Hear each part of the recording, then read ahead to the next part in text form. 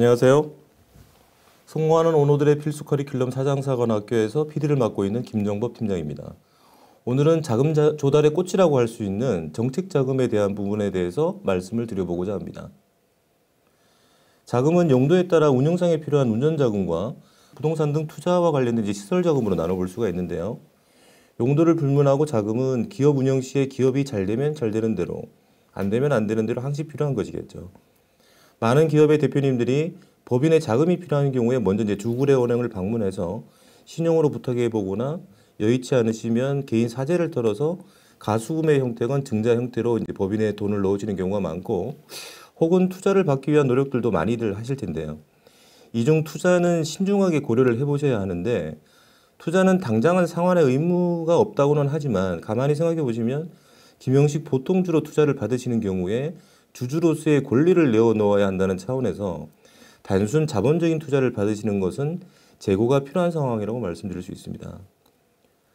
투자는 자본적 투자와 함께 투자자가 우리 기업에 없는 또 다른 핵심 역량, 예를 들어 우리가 갖고 있지 못한 시장이나 기술과 같은 전략적인 투자 형태가 아니라면 당장의 유동성을 해결하기 위한 대안으로는 굉장히 위험한 발상이라고 말씀드릴 수 있습니다. 따라서 가장 훌륭한 대안은 정책 자금을 어떻게 잘 활용하는 것이 가장 좋은 대안일 텐데요. 그럼 오늘은 정책 자금은 무엇이며 어떻게 해야 정부로부터 정책 자금을 잘 조달받을 수 있는지 조달 전략에 대한 말씀을 드려보고자 합니다. 많은 대표님들이 정책 자금을 직접 알아보거나 요청을 하시는데 막상 정책 자금이 무엇인지, 어디로 신청하는지, 어떠한 종류가 있는지 모르시는 경우가 좀 많습니다. 정책 자금은 다음에 세 가지를 명확하게 아셔야 합니다. 정책 자금의 개념적인 정의는 정부 또는 공공기관이 특정 정책 목표를 달성하기 위해서 중소기업에 제공되는 자금입니다. 중요한 점은 단순히 도와주려는 자금이 아니라 정부와 특정 기관이 목표한 정책을 수행하기 위한 수단으로서 지원한다는 점입니다. 정부가 정책 자금을 시행하는 주요한 목적, 물론 세부적으로는 100여 가지가 넘는 자금이 존재하겠으나 대략 공통적으로 목표한 정책 자금이라는 것은 다음과 같습니다. 친환경이나 요즘 논란이 되고 있는 AI나 수출 기반의 신사업을 육성하는 목적이 있고 고용을 창출하기 위해 지원하는 자금, 혹은 기술 개발 및 혁신에 필요한 자금으로 국가 차원의 기술 경쟁력을 확보하기 위한 목적, 혹은 공장 기반의 제조업체를 좀 더 스마트한 목적으로 운영하기 위한 목적이 있고, 일부는 현재 어려운 위기의 기업의 경영을 안정화하는 등의 목적으로 정책 자금이 조성된다고 보시면 되겠고, 특정 회사가 이러한 목적의 자금을 조달받으려면 해당 정책 목표에 부합한다는 증빙이 요구가 될 겁니다. 정책 자금이 조성되는 목적에 이어 정책 자금을 지급하는 유형은 크게 5가지 정도로 보시면 되는데, 직접 대출형, 간접 대출형, 금융기관 연계형, 출연금이나 지원금, 2차 보전형으로 나눠볼 수가 있습니다. 각각의 유형에 대해서 말씀을 드려보겠습니다. 먼저 직접 대출형은 신용보증기금이나 기술보증기금 혹은 중진공이나 지역재단에서 금융기관으로서 그들이 직접 대출을 시행하는 경우입니다. 주요 자금의 용도는 앞에서도 언급드린 운전자금과 시설자금으로 나눠볼 수가 있는데, 운전자금의 경우 인건비, 임대료, 원자재 구매를 비롯한 기업 운영상 일상적 운영 비용에 해당이 되면서 특정한 자금 조달 및 사용의 목적이 제한되지 않는다고 볼 수 있는 자금이고요. 시설자금은 시설 및 장비를 구입하거나 공장 확장 등 사업장 확충에 기반한 자금으로 비유동 자산에 준하는 자산을 확보하는 데 사용되는 자금입니다. 두 번째로 간접 대출 방식이 있는데, 소위 정책자금이라고 대표님들이 인식하시는 가장 대표적인 유형으로 신용보증기금이나 기술보증기금 등과 같은 정책기관이 대충 가능 여부를 심사해서 보증서를 발급하게 되면 그 보증서를 기반으로 시중은행이 대출을 해주는 방식입니다. 통상 보증이 조달 희망 금액의 100%가 아닌 80에서 95% 정도 수준까지 나라에서 보증하고 나머지 잔여 부분은 은행이 신용으로 대출을 지급하게 되는 것이죠. 한마디로 정부가 직접 돈을 빌려주는 것은 아니지만 보증기관이 은행에 이 기업은 믿을만 하니까 빌려줘라고 해주는 보증을 해주는 구조라고 할 수가 있겠는데요. 주요 정책기관인 두 기관의 차이점은 신용보증기금의 경우 물론 일정 신용평가에 결격 사유가 없어야겠지만 초기 기업이나 대출상 흔히 요구되는 담보를 할 게 없는 기업을 중심으로 보증서를 발급하게 되고, 기술보증기금의 경우에 기술력 기반의 기업에게 주로 보증을 해주는 기관입니다. 장점이라면 이제 은행권 대출이 어려운 기업도 보증을 통해 자금 조달이 가능하다는 점이고요. 단점은 보증기관이 1차 심사를 통해 보증서를 발급하고 이어서 대출을 실행하는 은행이 이중으로 심사를 거치는 좀 번거로움이 있다고 할 수 있습니다. 앞서 말씀드린 직간접 대출 방식이 상환 의무가 있는 대출 방식이라면 출연금, 지원금, 바우처와 같은 이제 무상자금, 즉 정부 예산을 통해 기업에게 무상으로 자금이 제공되는 방식입니다. 무상으로 제공되는 자금인 만큼 경쟁이 심하고 요구 조건이 까다로우면서 심사상 제시되었던 해당 사업의 연구개발 계획이나 소요 예산에 대한 결과보고서 작성 및 정산에 대한 의무가 있습니다. 대개 지원하는 정부 무상자금 지원 사업별로 자금 지원 규모가 다양한데 적게는 5천만 원부터 2억 정도의 규모이고 지원 기업의 매출 규모에 따라 지원 규모의 일정 비율, 적게는 10%부터 많게는 30%까지 자부담 비율, 즉 해당 계획서에 준하는 비용을 신청한 기업도 용처에 맞게 사용해야 되는 의무가 있습니다. 통상 벤처기업의 형태로 기술 기반의 기업이면서 수출 기능이 있는 기업을 육성하기 위한 목적이라고 보시면 될 것 같고 대표적으로 중기부의 R&D 과제나 창업 성장 기술 개발 사업 혹은 이제 소재 부품 국제 과제와 관련된 출연금 혹은 지원금이라고 보시면 되겠습니다. 다음으로 이자 보전형 자금은 이 방송을 보신 대표님들 중에 상당수 생소하신 분들이 있으실 텐데 간단히 설명을 드리면 기업이 은행에서 대출을 받을 때 정부가 나서서 이제 이자의 일부를 지원해 주는 방식입니다. 예를 들어 은행 이자가 5%인데 정부가 2%를 보전해 주면 기업은 3%만 부담하면 되는 것이죠. 대표적으로 고용창출 우수기업 지원 사업이나 지역신용보증기금의 2차 보전 협약대출과 같은 것들이 있습니다. 마지막으로 정부가 신보 기보와 함께 은행, 지방신용보증재단, 산업은행과 연계해서 자금을 설계하는 방식이 있는데 특정 목적, 특정 기관에 국한된 지원책으로서 꼼꼼히 정책 자금을 챙기시는 대표님의 경우는 인지할 실수는 있어도 대부분의 대표님들 수준에서는 아시기는 어려운 지원책이라고 보시면 되겠습니다. 그러면 간단히 설명드린 이러한 정책 자금에 관련된 정보는 다음에 대표적인 포털을 찾아보시면 자세한 정보를 확인하실 수가 있는데요. 가장 대표적인 포털이 기업마당 www.bizinfo.go.kr인데 웬만한 이제 정부 지원 사업에 대한 내용의 확인이 가능하고요. 창업을 준비하시는 혹시 예비 창업자분들이나 초기 창업에 해당되시는 분들은 K-스타트업이라는 포털을 확인해 보시면 좀 더 그러한 부분에 특화된 정책 자금을 확인해 보실 수가 있고 그리고 이제 중소벤처기업진흥공단을 홈페이지를 통해서 온라인으로 직접 대출을 신청해 보실 수 있겠습니다. 그럼 본격적으로 정책자금의 수혜를 받으려면 어떻게 해야 하는지에 대한 말씀을 드리기에 앞서 정책자금의 본질에 대해 간단히 좀 말씀을 드려야 할 것 같네요. 정책자금은 아무 기업이나 신청한다고 주는 게 아닙니다. 받는 기업은 항상 정해져 있다는 겁니다. 돈이 필요한 건 어느 기업을 운영하는 대표님이나 마찬가지입니다. 하지만 이제 정책자금은 그 중에서도 정책 목적에 부합하고 준비가 철저한 기업에만 열린다는 것이죠.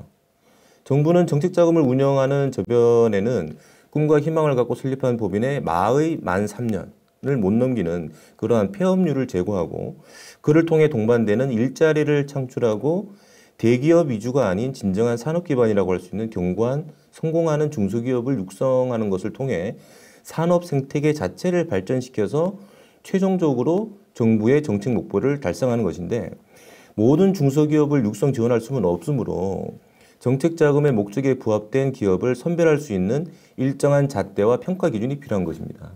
즉 정책 자금을 받기 위해서는 우리 기업이 정부 정책 목표에 어떻게 기여할 수 있는가를 논리적으로 설계하고 증명해야 합니다. 정책 자금은 유형마다 조금 다를 수는 있습니다만 대부분의 정책 자금이 요구하는 평가 기준은 크게 두 가지, 재무적, 비재무적 평가로 나눌 수 있습니다. 세부적인 설명에 앞서서 기업을 평가하는 여러 가지 다양한 지표가 있다고 했을 때 딱 한 가지 지표만 보라고 한다면 무엇을 보게 될까요? 다름 아닌 기업의 신용평가 등급을 보게 됩니다. 왜냐하면 기업의 신용등급은 이후 말씀드릴 여러 평가 요인을 면밀히 심사한 평가의 결과치이기 때문입니다. 만약 신용평가 등급이 C나 D 수준이라면 실상 정책자금을 포함한 일반적인 주거래 은행으로부터의 자금 대출을 기대하기는 어렵습니다. 만약 신용등급이 적정 신용평가 등급이라는 BBB- 정도는 되지는 않으나 최소 B+ 수준 정도라면 채권기관의 입장에서 다른 지표들을 면밀하게 심사를 하게 되는 것이죠. 그런데 재무적 평가와 비재무적 평가 요인 간에 상관관계가 있는데 재무적 평가가 신용등급을 형성하는 근간이라면 비재무적인 평가는 재무적 평가를 일부 상향 견인하거나 재무적 평가 요인의 악화로 평가 저하되는 것을 일부 방어해주는 역할을 한다고 볼 수 있습니다. 따라서 단기적으로는 재무적 평가가 중요한 반면 중장기적인 관점에서 신용평가를 유지 혹은 우상향을 시키려면 비재무적인 평가 요인을 잘 관리하셔야 하는 겁니다. 재무적 평가는 다른 말로 정량적인 평가라고도 하는데 여러 평가 요인들이 있겠지만 채권기관인 입장에서 보고자 하는 통상적인 것은 안정성과 수익성을 대표하는 항목들이 해당이 되는데 매출 성장률이나 부채 비율, 유동 비율, 이자 보상 배수 등을 보게 되고 또한 주안점으로 보는 게 제조 매출 비중이 중요하다고 할 수 있습니다.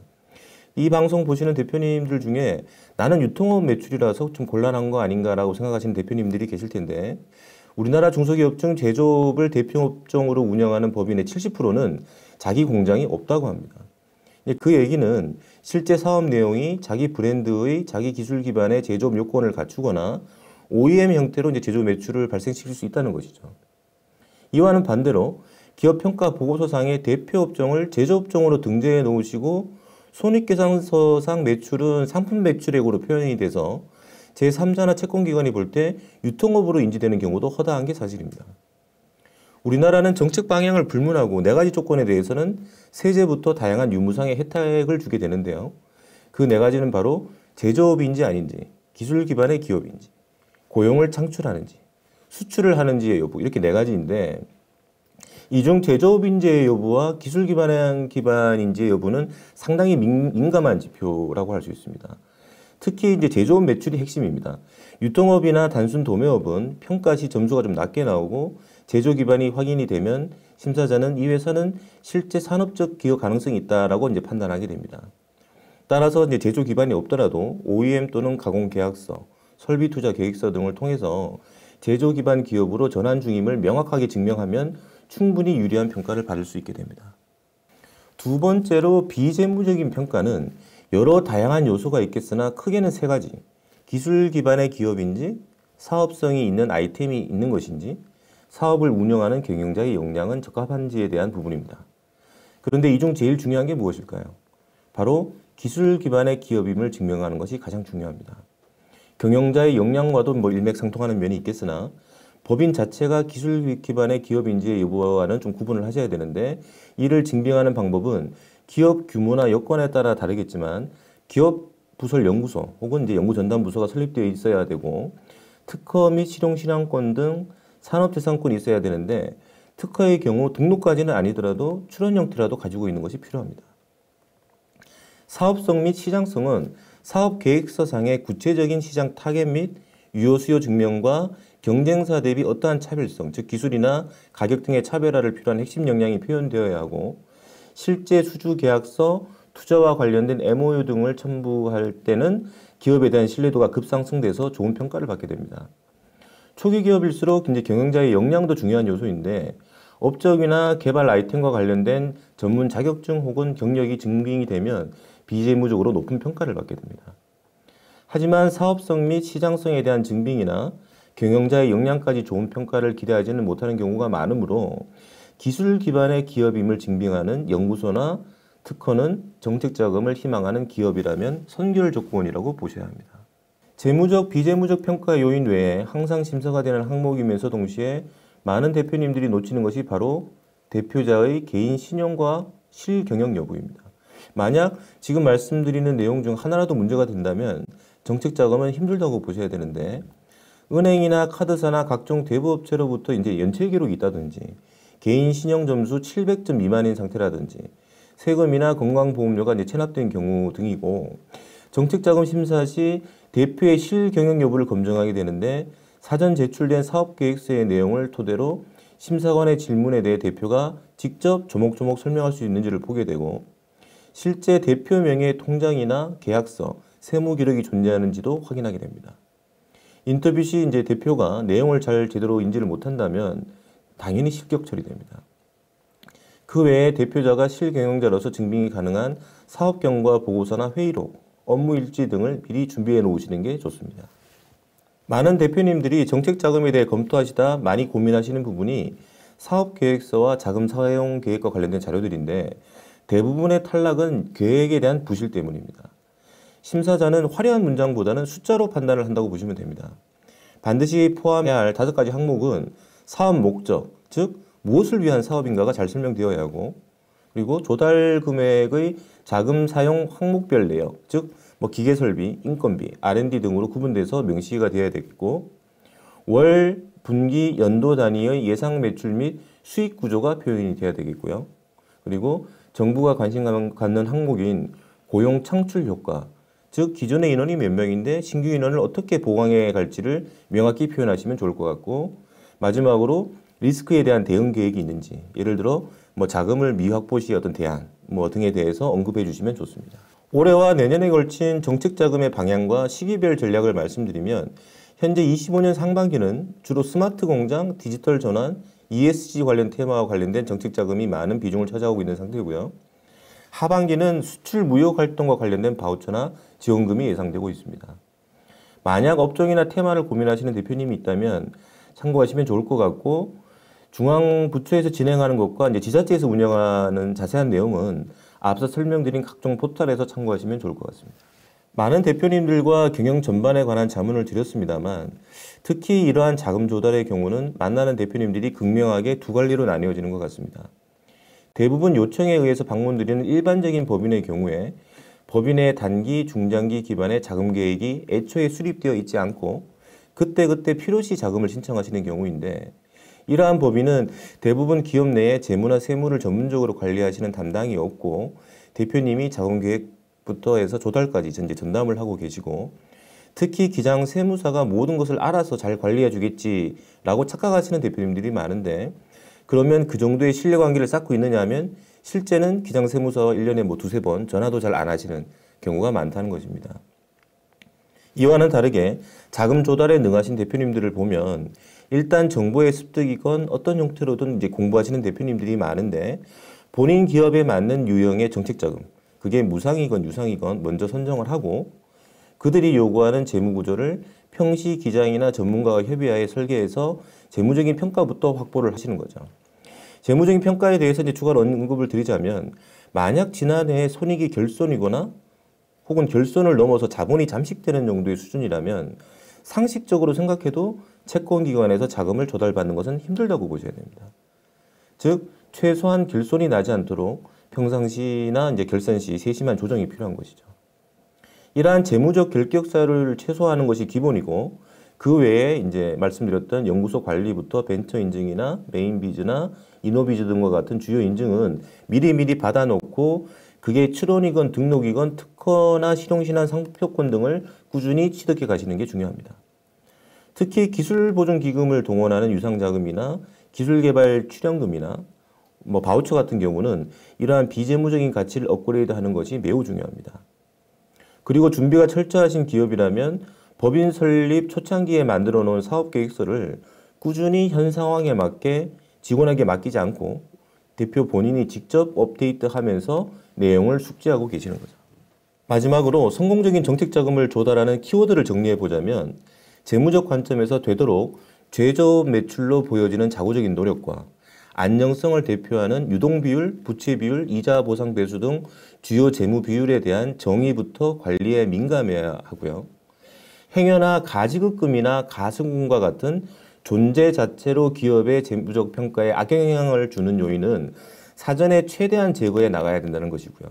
비재무적인 평가 요인 중 대표적인 평가 요인이 기술 기반 여부의 평가이기 때문에 연구소 혹은 전담부서의 설립 및 그리고 특허 등 산업재산권의 확보, 근데 특허의 경우에서는 기업의 매출과 직접적인 관련성이 높은 출원되어 있는 특허라도 한두 개 정도는 꼭 보유가 요구가 되고, 업력에 맞게 만 3년 미만의 경우에는 벤처 인증이나 만 3년 이상 기업의 경우에는 이노비즈 혹은 메인비즈를 갖추는 것이 요구되고요. 숫자와 시나리오 기반의 사업계획서와 구체적인 자금 소요 계획을 상시 준비해 두시고 해당 정책자금의 용도에 맞게 리뉴얼을 해놓으셔야 한다는 겁니다. 이렇듯 정책자금의 분석부터 언급드린 관련 자격이나 서류 준비가 필요하고, 심사에 대응하여 정책자금을 조달받은 이후에 사후 관리가 요구되는 일련의 과정은 결코 쉬운 과정이 아니므로 경험 많은 전문가의 조언과 상담이 필요하다고 볼 수 있습니다. 오늘은 정책 자금이 무엇이며 성공적인 조달을 위한 전략까지 말씀을 드렸습니다. 댓글로 상담 요청해 주시면 친절히 답변 드리도록 하겠습니다. 성공하는 오너들의 필수 커리큘럼 사장상환학교, 다음번에는 더 좋은 내용으로 찾아뵙도록 하겠습니다. 구독과 좋아요는 영상을 제작하는 데 큰 도움이 됩니다. 지금까지 김PD였습니다. 감사합니다.